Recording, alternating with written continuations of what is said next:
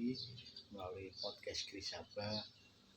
Pada kesempatan hari ini, tema yang akan kita bahas adalah pemanfaatan akun belajar.id, platform Merdeka Mengajar atau PMM, dan teknologi pembelajaran lainnya yang digunakan untuk menunjang pembelajaran.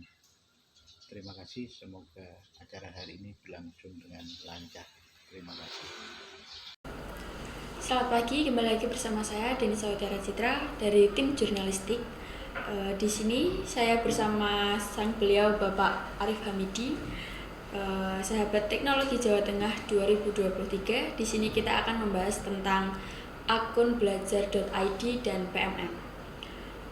Pak, apakah yang dimaksud dengan akun belajar.id itu? Oke, Mbak.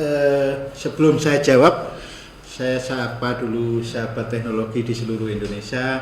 Salam sahabat teknologi, salam teknologi untuk pendidikan. Terima kasih.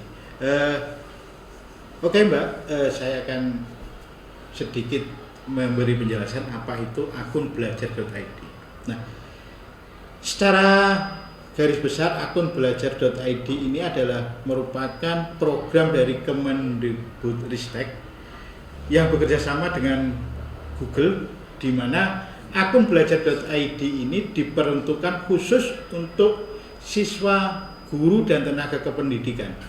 Jadi dengan adanya akun belajar.id ini, kita bisa mengakses platform-platform teknologi yang sudah bekerja sama dengan Kemendikbud.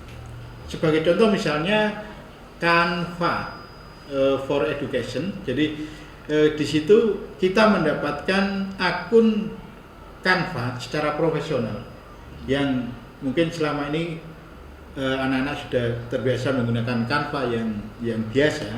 Itu dengan adanya Canva for Education ini, anak-anak itu bisa mengakses konten-konten pendidikan di situ dengan free, Mbak. Jadi anak itu mau mengeksplor kaitannya dengan apapun dengan Canva itu tidak ada batasan, begitu, Mbak.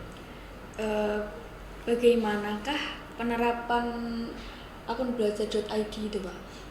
Jadi memang secara konsep akun belajar.id ini sudah lama di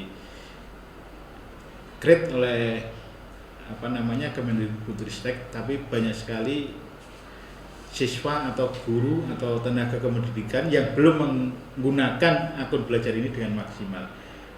Akun belajar.id ini digunakan untuk mengakses platform-platform yang kaitannya dengan pendidikan, tentunya kerjasama dengan Kemendikbudristek ini. Jadi dengan akun belajar ID ini salah satu kelebihannya, Mbak, jadi siswa, guru atau tenaga kependidikan diberi ruang. Kalau dulu pada awal-awalnya unlimited, tapi sekarang sudah dibatasi 100 giga.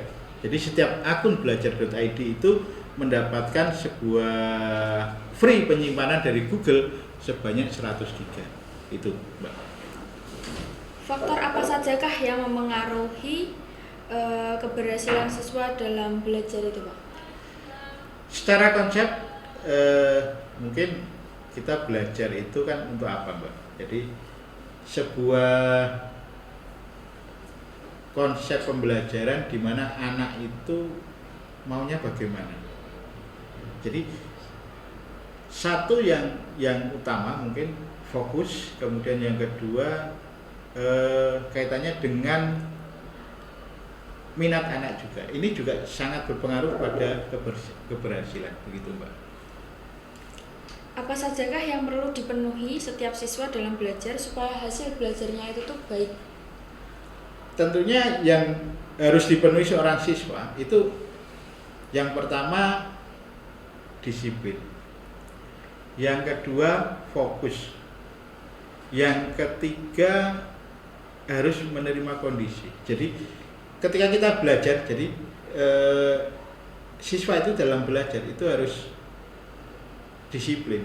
Tentunya disiplin ini tidak hanya berkaitan dengan siswa masuk, berpakaian rapi dan sebagainya, tetapi disiplin dalam mempelajari. Misalnya Mbak Denisa ini dari mana ya? Dari TAV ya? Ya. Nah, misalnya Mbak Denisa ini mempelajari bagaimana tentang televisi. Mbak Denisa harus disiplin kaitannya dengan materi, kaitannya dengan televisi. Sejauh mana kedalaman materi itu? Sejauh mana penerapan televisi itu di dalam teknologi itu? Kemudian yang kedua fokus. Jadi fokus. Mbak Denisa fokus hanya pada hal kaitan dengan televisi. Jangan sebelum ini kita kuasai kaitan dengan teknologi televisi ini kita kuasai, Mbak Denisa sudah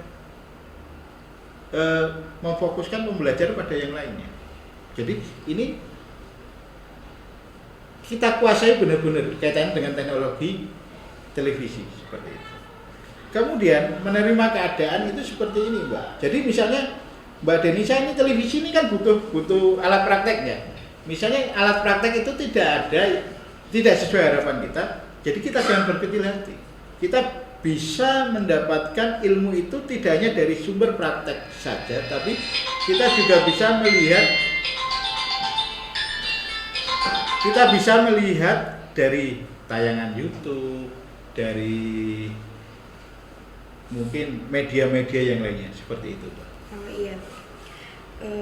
Apa saran dan masukan Bapak kepada siswa SMK Negeri 1 Banca ini supaya dapat belajar dengan baik? Oke, saran saya yaitu tadi jangan menghilangkan fokus.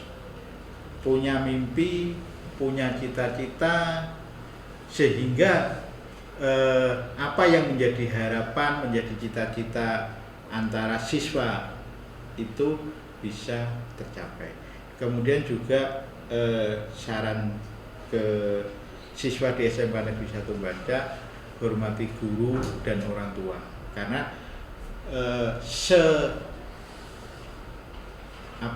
sejelek gurumu, sebagus gurumu, sekurangnya gurumu, selebihnya gurumu, itu merupakan dinamika yang harus kita pahami bersama. Dari mereka inilah akan mengantar kita ke jenjang yang lebih baik lagi. Seperti itu. Terima kasih ya Pak. Ya. Demikian tadi wawancara bersama beliau Bapak Arif Hamidi. Semoga wawancara tadi dapat memberikan manfaat untuk kita semua. Sekian, terima kasih. Selamat pagi.